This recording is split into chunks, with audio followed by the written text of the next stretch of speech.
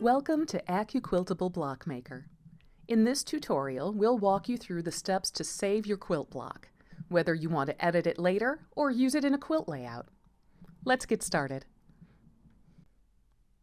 Before saving, make sure your quilt block is ready. Check alignment using the alignment tools. Ungroup pieces if you need to edit them individually.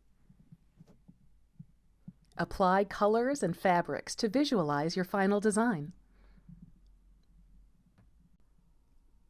To save your block for future editing, click File, Save As. Choose a location on your computer. Enter a file name. Select the C2S format. This keeps your block editable.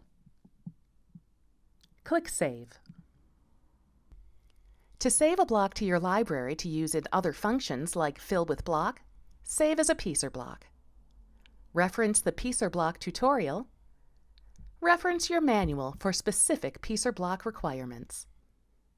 That's it. Now you know how to save, access, and reuse your quilt blocks in AccuQuilt Block Maker.